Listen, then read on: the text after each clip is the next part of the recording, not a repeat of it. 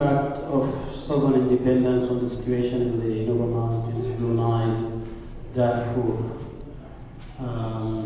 It was expected that the referendum and the independence of South Sudan would lead to hardening of position on both sides. On the side of the government, post-independence of South Sudan, it will seek to reflect an image of strength, of no compromise, and of hardship on opposition.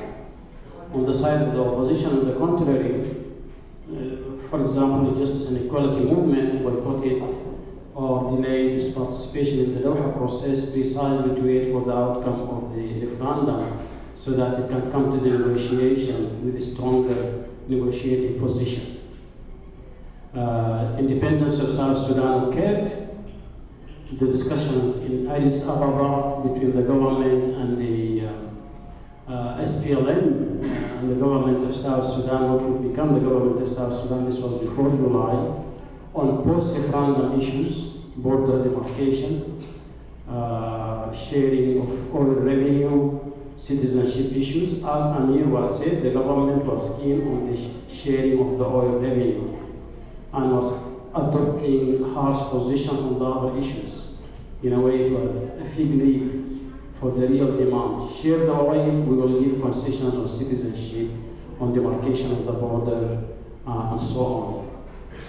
In reality, that was indeed the position of the government. It was negotiating from a very objective, realistic, and sensible point of view from its own position, which is the interest of the regime in surviving in power in Khartoum. However, when Abyei occurred and the military offensive was launched in Kadugli and in the Nuba Mountains, there was a dramatic change in the situation. The government delegation, which was negotiating from a perspective which is objective in the interest of the regime, was all of a sudden totally marginalized by initiatives that were contrary to the interest of regime in survival, in normalization of its international relations, and in maintaining some prospect of perhaps getting some relief for the economic crisis which was expected after the independence of South Sudan. And that is why I don't agree with your central point, which is that oil is still relevant today. Actually, what is happening today is not at all rational.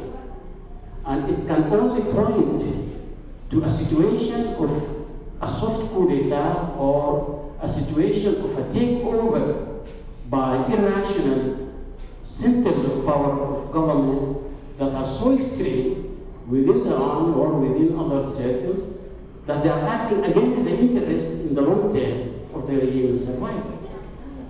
So look at the economic core of the issue. The impact of independence on the national economy in Khartoum is devastating. It's a lasting crisis. It's not a passing crisis. There is no way of raising revenue because most of the revenue is in the form of concessions to corporations, profit-making corporations that are owned by the party, by the army, by people in the regime, or by the security agencies, and there is no way of giving them or lifting their tax breaks.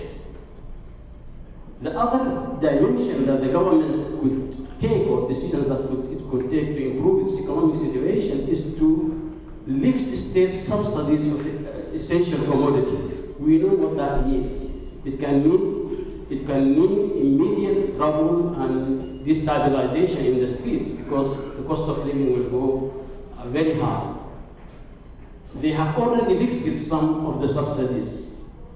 If they do more, then the risk is of further unrest in the streets, like what's happening with the problems in delivering water.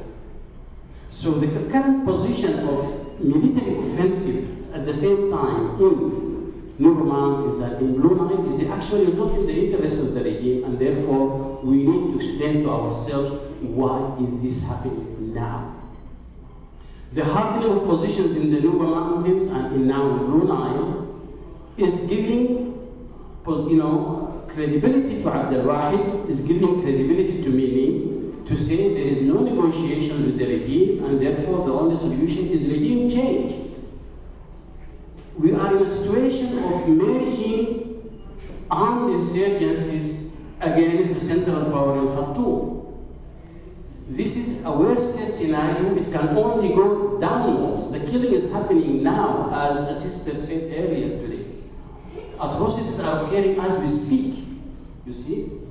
And it's happening right across the belt, from central Sudan and towards, a polarization between the center of power in Khartoum and the rest of the country. And therefore, this is a very grave situation. The impact of the independence of South Sudan is total destabilization, and the regime is not helping itself by what it is doing now. We want answers, We do want answers with regard, to this whole situation, and we are looking to the panel to provide some of these answers.